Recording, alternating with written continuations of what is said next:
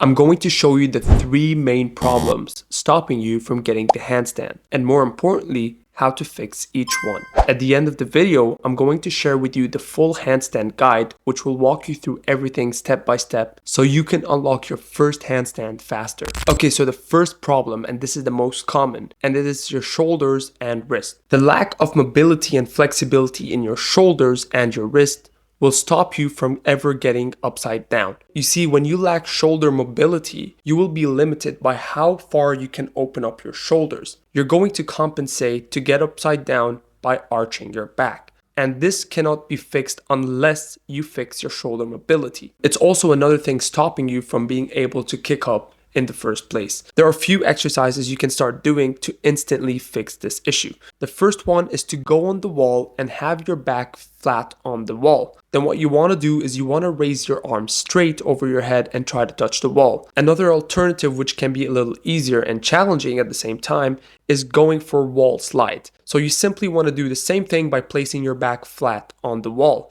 Then you want to put your hands out to the side with your elbows bent and simply try to close your hands up and down. Now, to make these 2 exercises easier, you can do the shoulder dislocation. So you can grab a towel or a resistance band, pull it far enough, which allows you to rotate your shoulders over your head all the way to your lower back while holding on to the band. The wider your grip is, the easier it is. And of course, your aim is to gradually close the grip and make it narrower so it becomes more challenging and improve your shoulder mobility. Now, when it comes to your wrist, you want to go on the ground and simply place your hands flat and lean forward as far as you can, keeping your elbows locked. Another thing you can do is the wrist circles, placing your fingers facing outwards, and you want to go in a circle motion, keeping your elbows straight. Another one is having your fingers facing you and you want to keep your elbows locked. The goal is to go as far as you can until the bottom of your palm slightly gets over the ground. Now, the final one, and this is very powerful, and that is to place the back of your hands on the ground while having the palms facing you.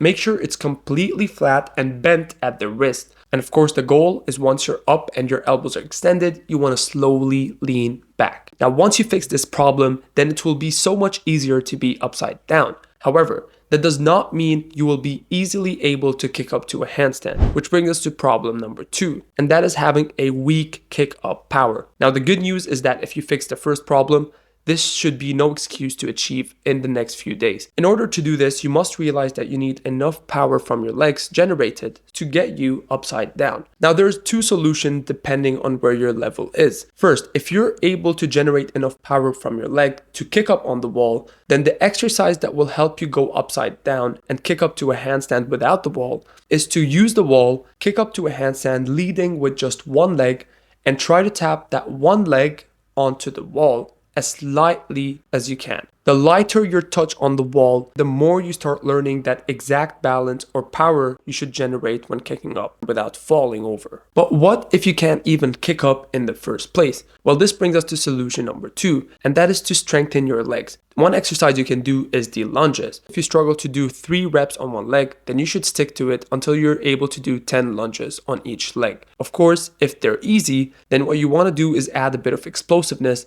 by performing them and jump in that position. By the way, if you want a step-by-step complete handstand program, I made a free guide and the link will be down below. And also, if you're finding this video helpful, then leave a like because this helps the channel, and also subscribe if you want to level up in calisthenics faster. Now, moving on to the problem, which is the main reason why a lot of you cannot hold your body upside down for long. You will notice this as soon as you kick up and immediately fall because you cannot withstand your body weight being upside down. So to fix this, you will have to strengthen your scapula. If you fail to lift your shoulders higher, then it makes it almost impossible to balance. And well, weak overhead stability will cause your body to collapse. So what is the solution that will fix this problem ASAP? Well, the first one is you want to go for the wall walks.